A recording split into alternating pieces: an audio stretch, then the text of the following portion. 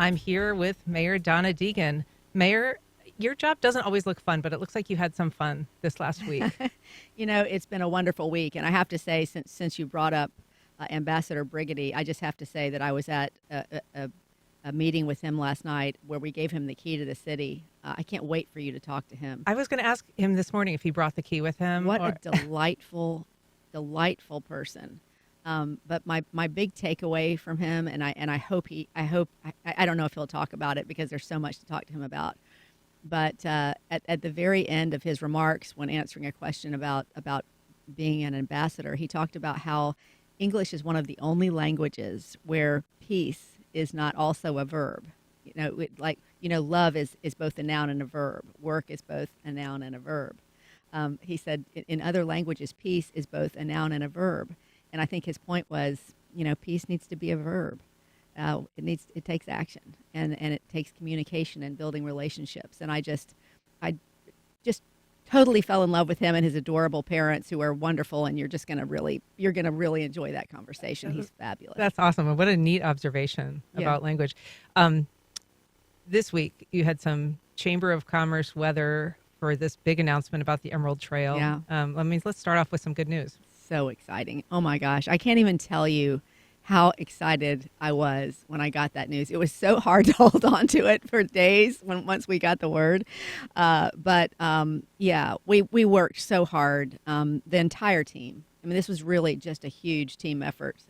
Remind us what it is and what it does. So the Emerald Trail is a 30-mile long green belt around the city. Basically, it connects 14 neighborhoods. It provides all sorts of economic development and community development opportunities for 7 underserved neighborhoods. It helps us in terms of being able to daylight those, McCoys. It is amazing everything that's involved in this grant. It was the 6th largest amount of any grant that was given out in the $3.3 billion that was available in that pot of money.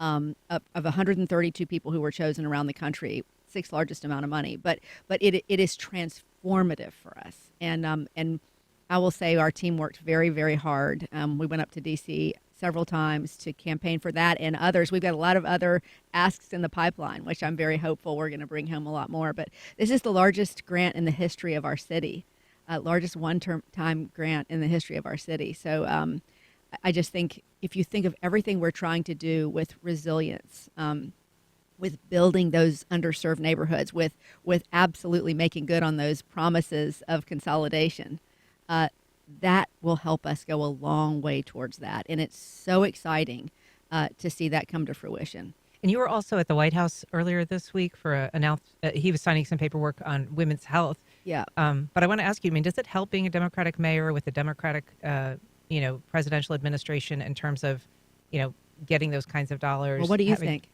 It certainly seems that way to me. I mean, it certainly does help to have a good relationship with the administration. And we have had a number of wonderful conversations, both with Secretary Buttigieg and the folks at HUD, a lot of different people in the Biden administration. They've been incredibly helpful to us. Now, hopefully, they're helpful to everybody. And if you look at the sum total of all the money that's gone around, there's been a ton of money that's gone to areas that aren't particularly Democrat, focused.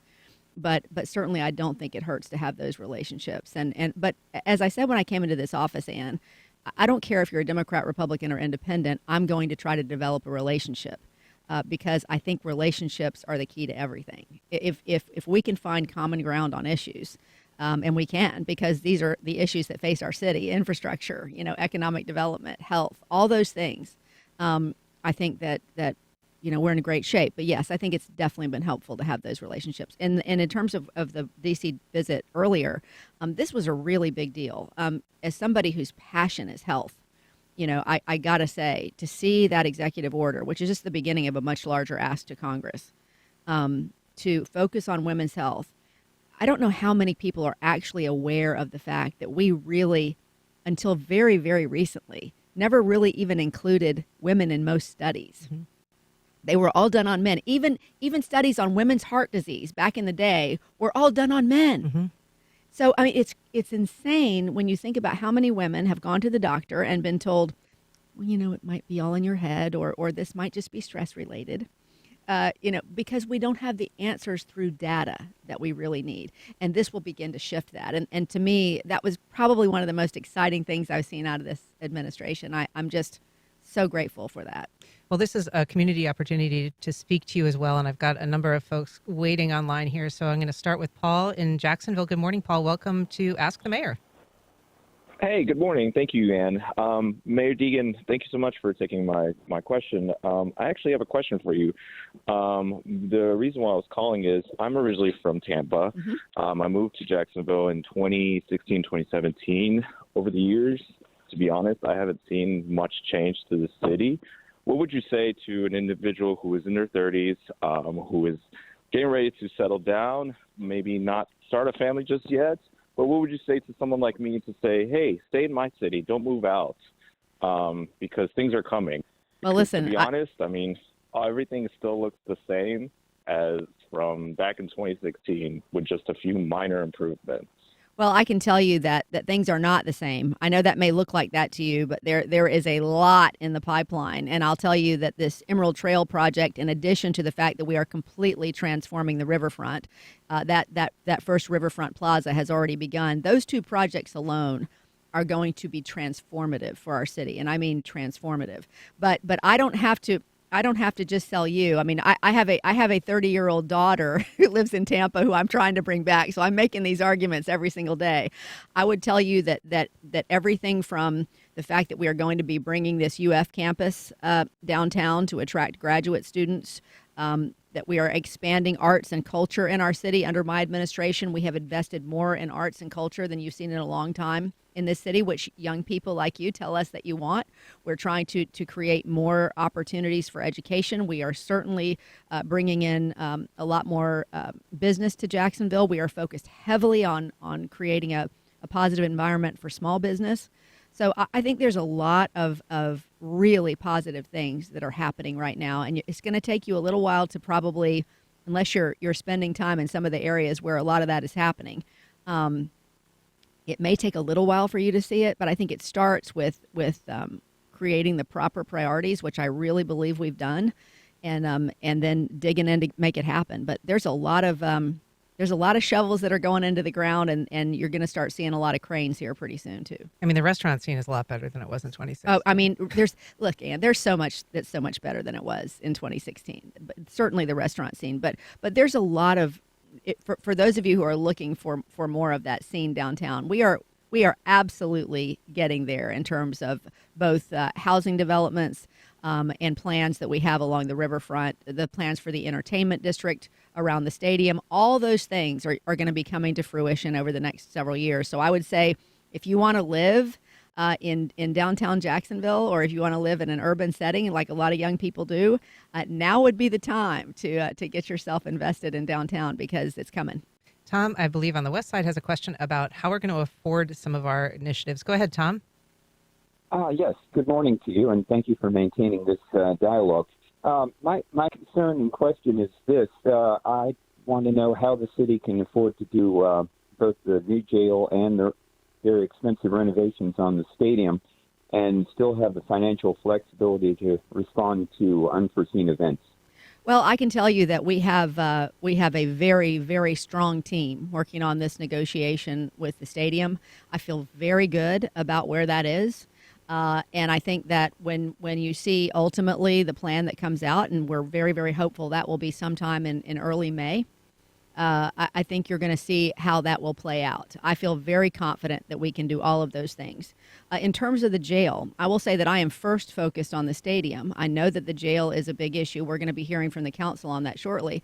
But I recently sat down with the sheriff and we talked about it, and he said, I'm really anxious to get the stadium done too. He said, we've got a little more runway on the jail. We need it, but let's get the stadium done first.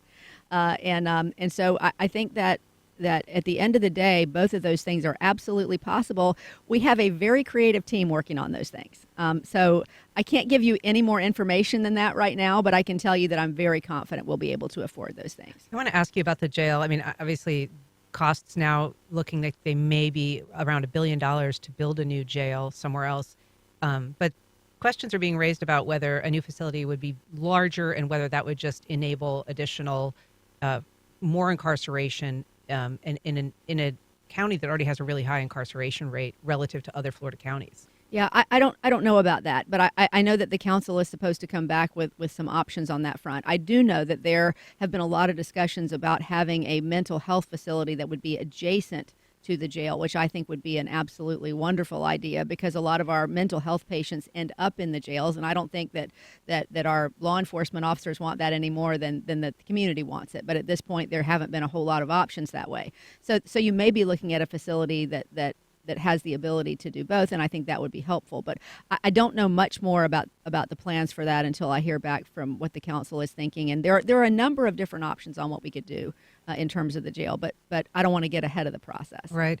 A question from Mike on X. He says, any update on plans to talk with the community about plans for Springfield Park, hopefully soon to be renamed Ben Fraser Park?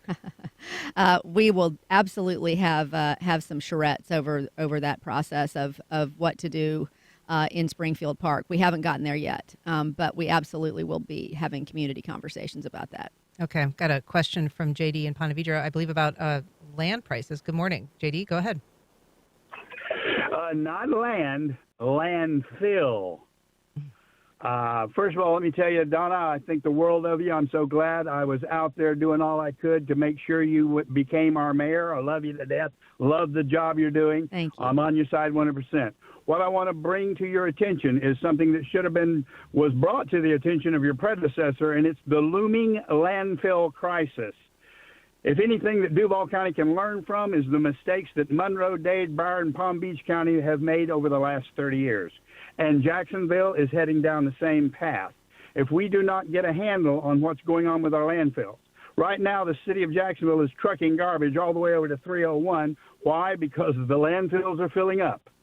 There is a process. There is a program, a project been put in front, like I said, of your predecessor that went nowhere. Then it was handed to your office 30 days after you became mayor.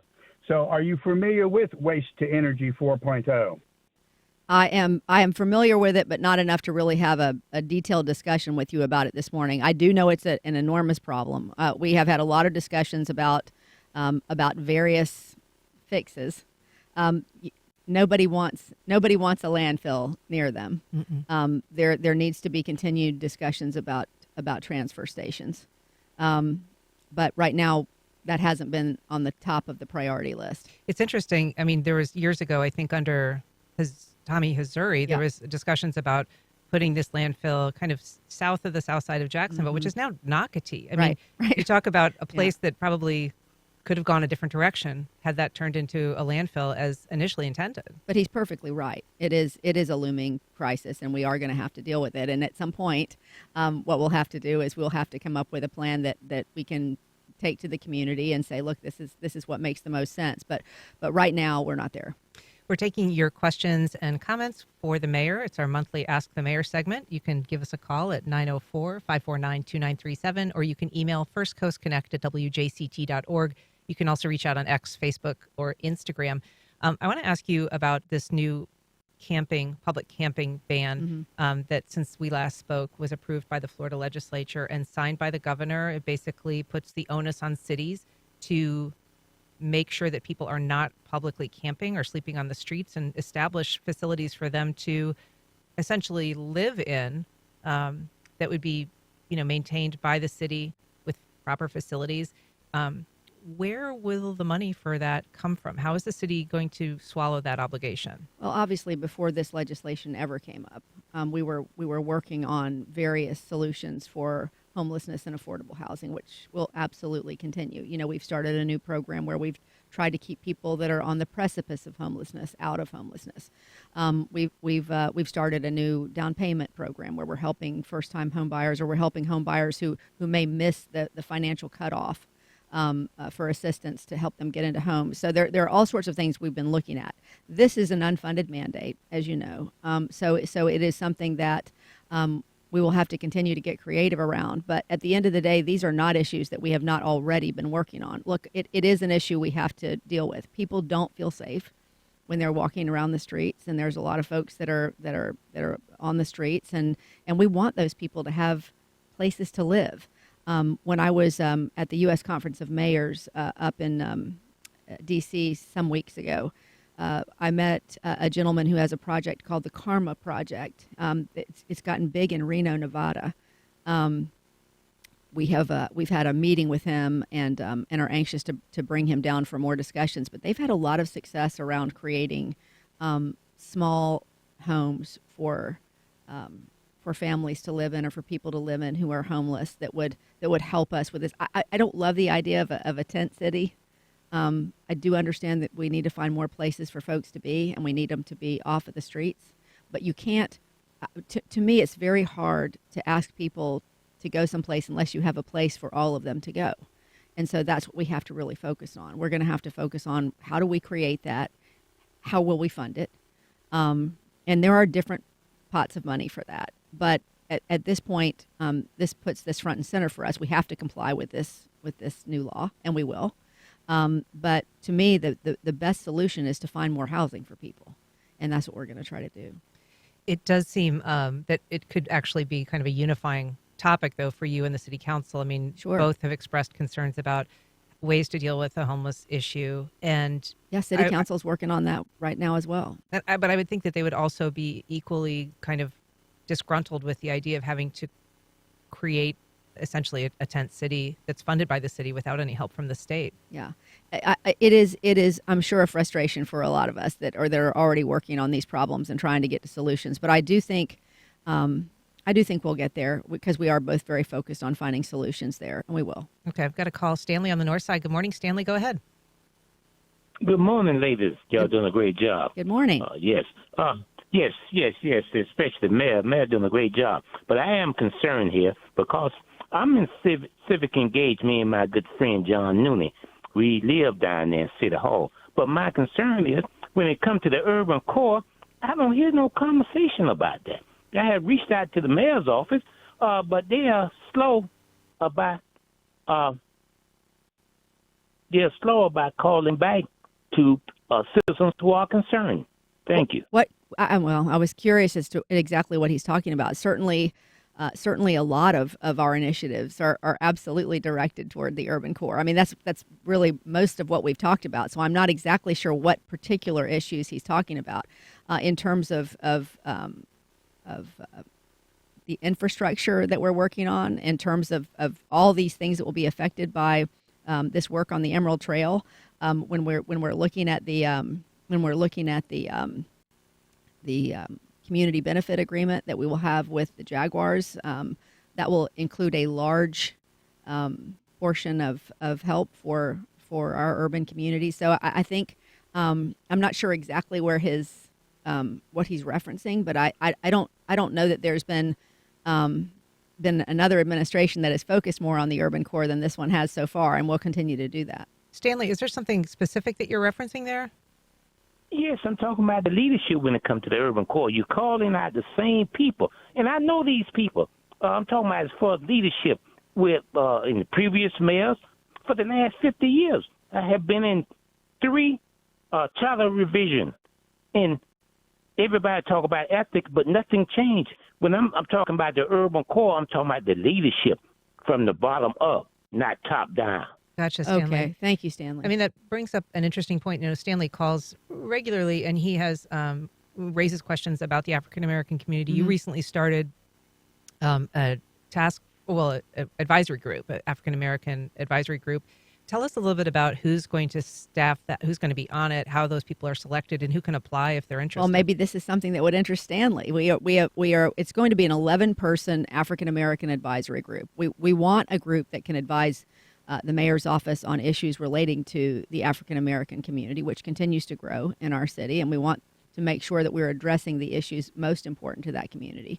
So we're right now accepting applications to be on that advisory panel. Now, obviously, it's relatively small, but what we want to do is make that diverse enough around the African American community that we have voices from every community and aspect. And how can people apply if they're interested? I believe that's all on the city website. Okay. We've got a call from Ira on the south side. Good morning, Ira. Go ahead. Hi, good morning. Thank you for taking my call. Mayor, you're doing a great job, but I have a question. I'm relatively new to Jacksonville, the speeding and driving control is out of control. Is there a way for you to somehow get the people who police driving to get some kind of system where that you would be able to pay for, let's say, CCTV like they have in Europe, to help the police identify people who are speeding, and also do some also ancillary checks, like they can do places where they can look at how the people in the car, what's in the car, how they do the car, they can scan it. Mm-hmm. Is there anything that you can do to help increase your budget by putting the driving fines into place? Thank you. Thank you. I appreciate that. Listen, that is a problem citywide. And when we had our 14 community conversations when I first got into office, that very topic came up at every single one of them. People are very frustrated by it. JSO is obviously frustrated by it. We have a large city, 850 square miles basically, and it's hard to police on a daily basis every one of those streets. And a lot of these things are happening on neighborhood streets. So you can put a police officer in place. They can or put one of those signs up with the speed limit that flashes for a period of time, but then as soon as that's gone, people go back to the same behavior. So I know that they are looking at creative solutions. We are too. We recognize that it's a problem. The thing is, when you try to get a consensus from neighborhoods on what they want, some people absolutely don't want speed bumps. Some people do, but it becomes a very controversial issue. When you're talking about some of the things this gentleman's talking about, it becomes an issue that some people say is a privacy issue. And so getting a consensus on the best way to handle this is it's fraught. But it may not get maybe the attention. I mean, the traffic death rate really dwarfs the homicide rate in this city, in any city, but it doesn't really get that same focus or attention. That's right. You're absolutely right. There are things that we can do in terms of the pedestrian deaths that we see, and we're working on those things right now. Again, I think the Emerald Trail will help there, but we're also working on bike paths that will have barriers between the street, the traffic, and the bikers. Mm-hmm. Those are things that we're looking at doing. So there are a number of things we can do in terms of pedestrian safety. But as far as speeding, there are traffic cameras and all sorts of things that you can put in place. That the issue is, are you going to get that through the proper authorities? Lots of calls waiting, so we'll just try to go through as many as we can. Good morning, Jenny from Arlington. Go ahead. Good morning, and thank you, Mayor, for doing this. I really appreciate it. Of course. I've lived here my entire life. I'm 57, almost 58 now. I've owned a home for about the last 22 years. My issue is this. I seem to be having an issue now with the city ticketing me for having a tarp on my roof. I have a tarp on my roof because I'm not wealthy enough to afford a $25,000 roof. I understand that you recently had some kind of a call to apply for assistance for roofs. Did. By the time I found out about it, it literally was over in an hour and maybe 15 minutes. Yeah. Do you have any plans to have another one of those rounds of funding? Because I'm not alone. My neighbors are up the street. We're all getting ticketed by the city because we're too poor to put a new roof on our house. Listen, I understand, and I absolutely, we are looking to expand that program. When we first took this program to council, we asked for $1 million to start. Council said, let's give you half of that and see how the program goes. I think it's very, very clear by the fact that this program filled up in an hour and a half that the need is great out there. And so we're going back to council to ask for more. And what you have to look at this as too is these are our pilot programs, which we're hoping once we show how successful they are, we can expand them. And that will be up to council to how much funding that will get. But clearly it's a big issue. And I hear you on the fines, and I will take that back and see if there's something that we can do in that regard, because it does seems counterproductive to find people who can't afford a roof. Yeah. We have a call. Hilda on the west side. Go ahead, Hilda. Hi. Could the city not partner with the motels and use vouchers for the homeless people? Could they not open up shuttered schools? Because, those schools, and place the women in a separate school and the men in a separate school. I'm sure the motels are not at full capacity. and this would be a win-win situation. You would get somebody off the street, plus the motels would be being paid as well. Also, I'm concerned about all the septic tanks that are being put on the west side on these new builds, and they're being placed near waterways.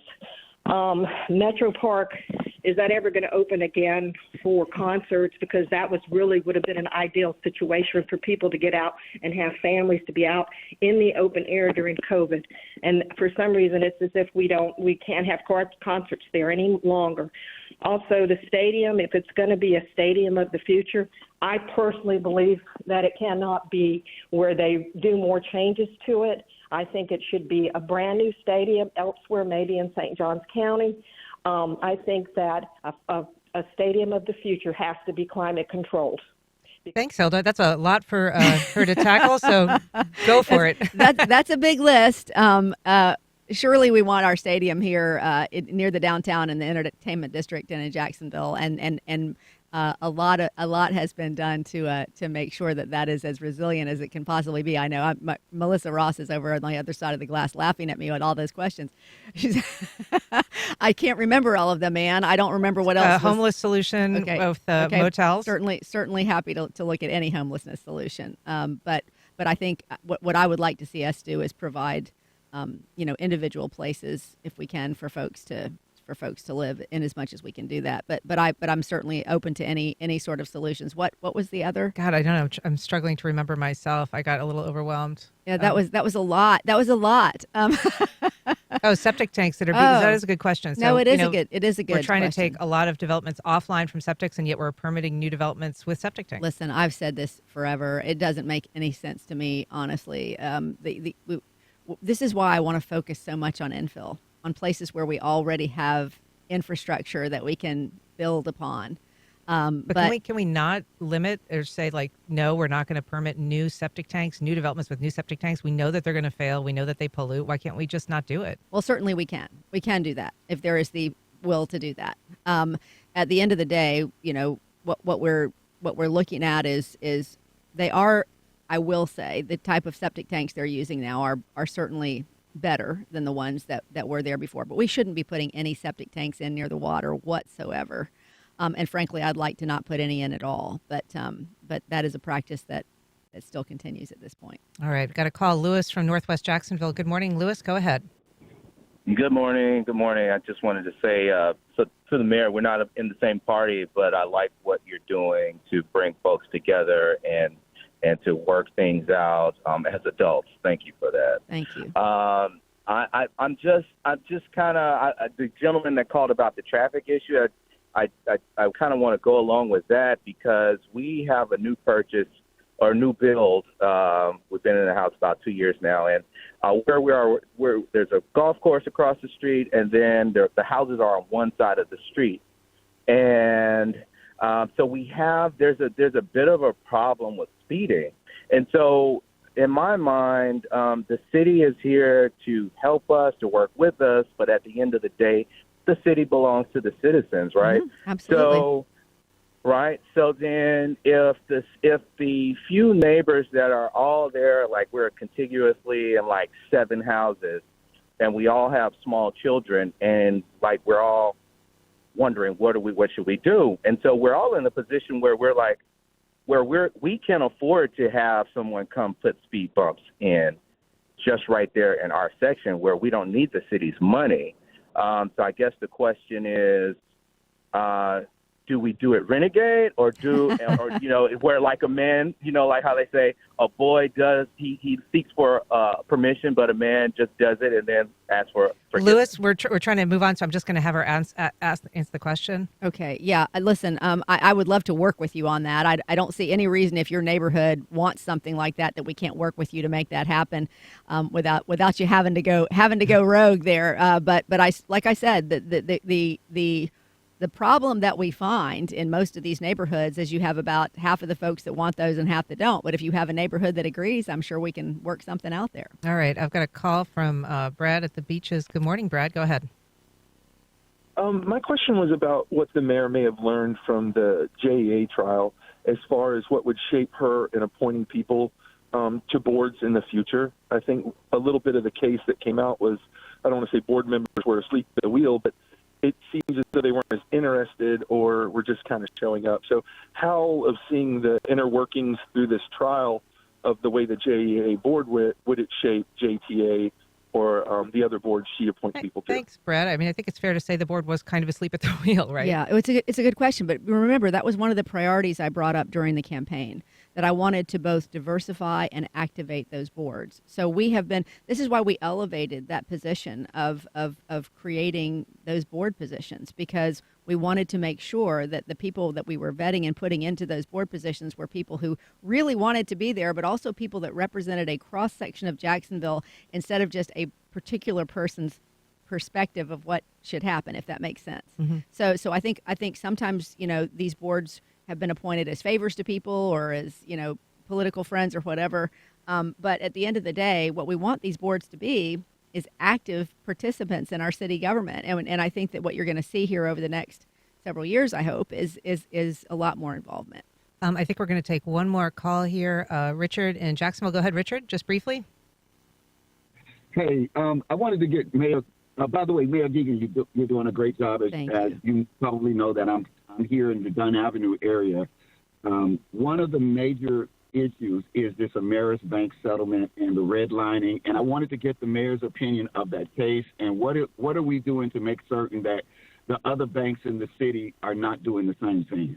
Thank you for that question. Listen, that's a big deal, and we have had other banks in addition to Ameris come forward and say, and Ameris never admitted any sort of wrongdoing there, but they said we want to be part of this solution. So they are part of these plans that are providing assistance for people to get down payment money. That's in addition to what we're doing with the city. So there are a number of banks that are participating in those programs now, and we are very intentionally in our programs through the city, working through areas that have been victimized by redlining over the years. This is not something that's going to be resolved overnight, but that is where our focus has been in terms of trying to provide. Do you think the Ameris investigation is a warning to other lenders to not engage in redlining? Well, obviously redlining is illegal, right? So hopefully, I think that what you're seeing from other banks that have seen this settlement is, while they would argue there were a million different reasons why things happened the way they did,